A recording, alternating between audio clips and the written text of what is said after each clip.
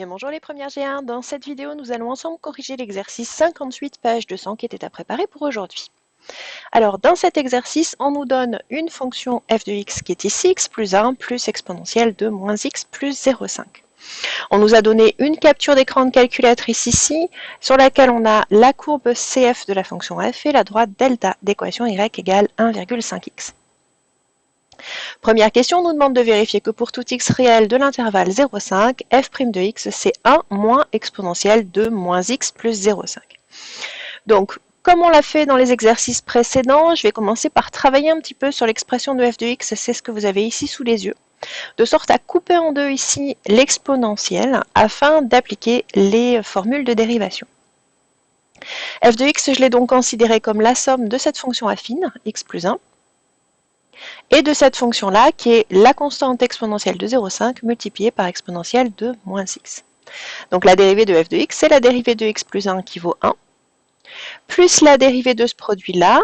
Pour dériver ce produit-là, je conserve la constante ici exponentielle de 0,5 qui est là. Et je fais tomber l'exposant qui est devant le x, c'est-à-dire ici moins 1 devant. J'obtiens donc 1 plus exponentielle de 0,5 fois moins 1 fois exponentielle de moins x.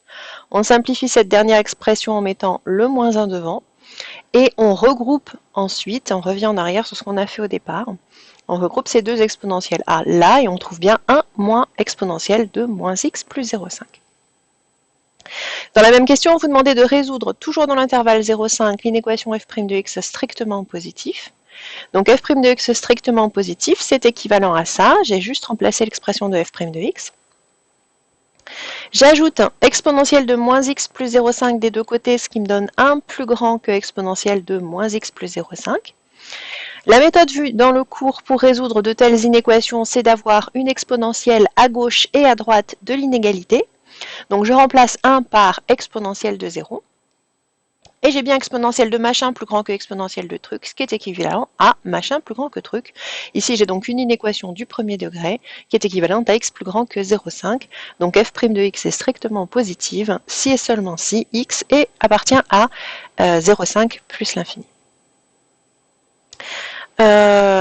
Petite erreur à corriger, c'est 0,5, 5. Hop, je le corrige en direct avec vous. Si j'essaye de ne pas faire de bêtises. Voilà. Puisque cette inéquation n'était pas à résoudre sur R tout entier, mais sur 0,5 comme je viens de le relire. Donc voilà pour la solution. Hop, je vais remettre en évidence ma solution et j'ai terminé. Question suivante, toujours dans la même question, déduire le signe de f' de x puis les variations de f sur l'intervalle 0,5. Eh bien, pour avoir le signe de f' de x, on va se servir de ce qu'on a fait juste au-dessus. Donc, on a trouvé que f' de x était strictement positif lorsque x appartenait à l'intervalle 0,5, 5, ce qui me donne ce tableau de signes ici, moins entre 0 et 0,5 et plus entre 0,5 et 5. Et ça s'annule en 0,5, on peut le vérifier dans l'expression de f' de x. Si on remplace x par 0,5, ici ça fait exponentielle de 0, ça fait 1, 1 moins 1, ça fait 0. Ça valait peut-être le coup de l'écrire ici à côté pour vérifier le 0 qu'on a inséré là-dedans. Donc 1 moins exponentielle de moins 0,5 plus 0,5. Ce qui me donnait 1 moins exponentielle de 0, c'est-à-dire 1 moins 1, et c'est-à-dire 0. Donc pour avoir le sens de variation de la fonction f, maintenant j'applique le théorème du cours. Quand f' est négative, la fonction est décroissante. Quand f' est positive, la fonction est croissante. Il me restait les trois images ici à calculer, l'image de 0, de 0,5 et de 5, que j'ai notées ici en dessous. Je garde les valeurs exactes ici et dans le tableau. Éventuellement ici, si nécessaire, je pourrais rajouter des valeurs approchées. Deuxièmement, on note alpha l'abscisse du point d'intersection de CF et de delta. Petit a donné par lecture graphique un encadrement de alpha à 0,5 près. Alors, c'est le dessin que j'avais fait ici. Alpha, c'est l'abscisse de ce point d'intersection. Alors, soit vous avez de bons yeux, vous avez réussi à le voir directement sur votre calculatrice, soit vous avez, sur le livre, je veux dire, sur l'écran, soit vous avez fait comme moi, auquel cas vous avez attrapé votre calculatrice. Et hop, c'est ce que je vais faire là maintenant directement. je vous montre la calculatrice. Donc, j'ai ici représenté les deux fonctions, la fonction f ici, la fonction linéaire qui est représentée par la droite delta, 1,5x. Comme fenêtre graphique, je suis allée choisir entre moins 1 et 5, puisqu'on est entre 0 et 5 pour les valeurs de x, sauf que je voulais voir apparaître les axes, donc j'ai commencé à moins 1. Et pour y, j'ai regardé ce qui était donné sur le livre et je me suis placée entre moins 1 et 10, ce qui me donne ce graphique-là. Donc la valeur de alpha, c'est un petit peu plus lisible, on voit que c'est quelque part ici, donc on est entre 2 et 2,5 à peu près. Il y a un outil sur la calculatrice qui vous permet de trouver des points d'intersection. C'est pas vraiment ce qui était demandé ici, mais j'en profite pour vous montrer ou remontrer si vous l'aviez déjà vu. C'est ici l'outil calcul. Donc je vais aller sur calcul et on vous propose de chercher plusieurs choses. Les zéros d'une fonction, minimum, maximum, et nous ce qui nous intéresse ici, ce sont les intersections. Donc on va aller chercher l'intersection de la première fonction. Elle nous propose celle qui est en bleu, donc je dis d'accord. Deuxième fonction, elle nous propose notre deuxième fonction, je dis d'accord. Valeur initiale, je vois qu'ici, je suis bien à gauche de mon point d'intersection, donc je suis toujours d'accord. Et il me dit le point d'intersection est d'environ 2,32, etc. Enfin, on a une valeur qui est quand même relativement précise. Donc on a l'abscisse ici et l'ordonnée ici. Bon, ce n'était pas totalement ce qui était demandé au départ dans cet exercice-là. Donc, je vous ai quand même montré parce que ça permet d'avancer pas mal, de trouver des conjectures très intéressantes pour les exercices.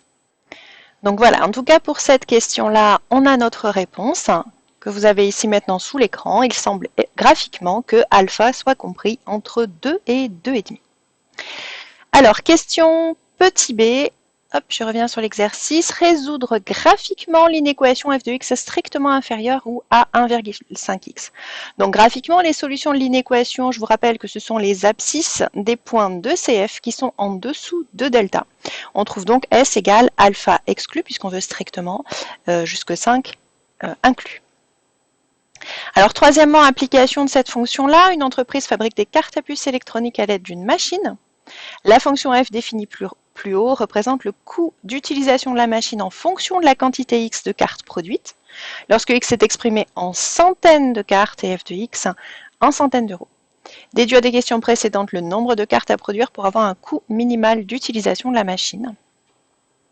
Donc ici, on nous a fait le lien entre notre problème et la fonction qu'on a étudiée juste au-dessus. Donc, le coût minimal d'utilisation de cette machine correspond au minimum de la fonction f. D'après la première question, on a obtenu le tableau de variation de cette fonction. Il est atteint pour x égale 0,5 et même si ce n'est pas demandé, je l'ai dit là, il vaut 2,5. Donc, puisqu'on est sur des centaines de cartes, x c'est en centaines d'unités, 0,5 fois 100, ça fait 50, donc il faut produire 50 cartes à puce pour avoir un coût de production minimal. Quatrième question, chaque carte fabriquée par la machine est vendue 1,50 €. La recette perçue pour la vente de x centaines de cartes vaut donc 1,5 fois x centaines d'euros. Vérifiez que le bénéfice obtenu en centaines d'euros par la vente de x centaines de cartes est donné par cette formule-là. Alors, il faut se souvenir que le bénéfice, on fait le montant de la vente, ce qu'on obtient en vendant, moins le coût de production de x cartes. Donc, ça nous fait 1,5 fois x moins f de x qui représente le coût de production. En remplaçant, attention aux grandes parenthèses ici qui sont obligatoires, je finis par bien obtenir l'expression de la fonction b pour le bénéfice qu'ils nous ont proposé. Cinquième question, montrer que cette fonction b est strictement croissante sur l'intervalle 0,5. Eh bien, pour montrer que cette fonction est strictement croissante, il faut montrer que sa fonction dérivée est strictement positive. Pour calculer la dérivée de b de x, j'ai utilisé la même technique que ce que j'avais utilisé avec la fonction f du départ. Et donc la dérivée, c'est la dérivée de 0,5x moins 1, ça fait 0,5, moins exponentielle de 0,5 fois la dérivée d'exponentielle de moins x, qui est moins 1 fois exponentielle de moins x. Et j'obtiens au final 0,5 plus exponentielle de moins x plus 0,5. J'ai la somme ici de deux quantités qui sont strictement positives, puisque pour tout x dans R et donc a fortiori dans 0,5, exponentielle de moins x plus 0,5 est strictement positif. Donc la fonction dérivée est strictement positive et on en déduit bien que la fonction b est strictement croissante sur 0,5. Dernière question, donc il nous demandait de montrer que l'équation b de x égale 0 admet une unique solution. Bon, c'est pas vraiment un programme de première de mon point de vue, donc je vous ai dit de ne pas traiter cette question-là. En fait, ce qui se passe, c'est qu'on a une fonction qui est strictement croissante. Si on calcule b de 0, on va trouver quelque chose de négatif. B de 5, c'est quelque chose de positif. Et la fonction b possède une propriété que vous étudierez peut-être l'année prochaine si vous continuez la spécialité mathématique, c'est qu'elle est continue. Ça veut donc dire qu'elle prendra toutes les valeurs de l'image de 0 jusqu'à l'image de 5, et donc en particulier, elle prendra une seule fois la valeur 0. Donc pour trouver cette unique solution, je vous avais dit utiliser la calculatrice. Alors je vais vous remettre à l'écran la calculatrice de tout à l'heure et on va aller faire les manipulations nécessaires pour pouvoir trouver cette fonction-là.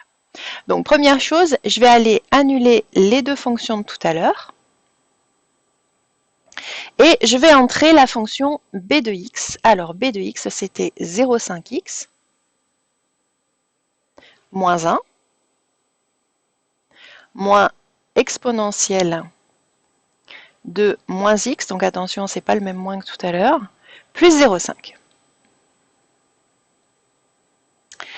Je vais chercher quand est-ce que cette fonction s'annule. Donc pour la fenêtre, j'ai déjà le moins 1 et le 5. Pour y, je ne sais pas ce qu'il faut mettre, donc je vais faire un zoom 0, c'est-à-dire un zoom min-max. Je vais descendre pour vous montrer ce qui est écrit sur la calculatrice.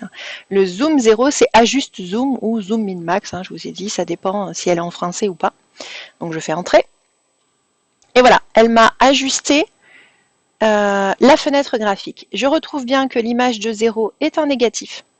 L'image de 5 est un positif. La fonction étant, je vous ai dit, continue, même si c'est quelque chose que vous ne connaissez pas, est strictement monotone, strictement croissante ici. Ça veut dire que ma fonction b de x va prendre toutes les valeurs de l'image de 0 jusqu'à l'image de 5, une et une seule fois. Et en particulier, la valeur, l'image de 0. Alors, ce que je peux voir là, c'est que déjà, ma valeur, elle se trouve entre 2 et 3, ou 2 et 2,5.